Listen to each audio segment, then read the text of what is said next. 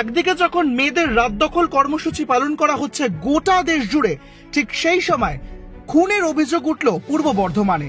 নৃশংসভাবে এক মেয়েকে গলা কেটে খুন করা হয়েছে বলে অভিযোগ।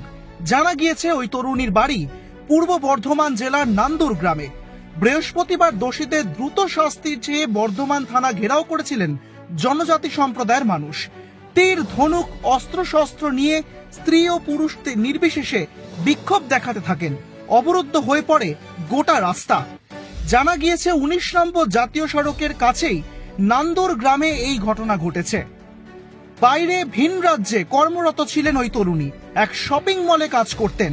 কিছুদিন আগেই বাড়ি ফিরেছিলেন সেই তরুণী এবং তারপর রাতে শৌচালয়ে গিয়েছিলেন এবং তারপর বেশ কিছুক্ষণ পরেও কোনো রকম সাড়া শব্দ না পাওয়ায় পরিবারের লোকজন চিন্তা ভাবনা করতে করতেই বাইরে বেরিয়ে পড়েন।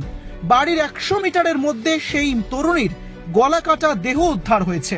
আর এই ঘটনার জেরে চাঞ্চল্য ছড়িয়েছে বর্ধমান জেলায়।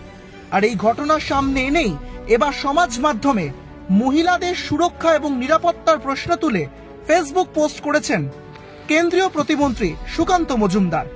একবার রাজ্যের মুখ্যমন্ত্রী মমতা বন্দ্যোপাধ্যায়ের ইস্তফা দাবি করেছেন তিনি। মেয়েদের রাত দখল কর্মসূচির মধ্যেই নৃশংসভাবে খুনের অভিযোগ উঠল পূর্ব বর্ধমানের নান্দুর গ্রামে।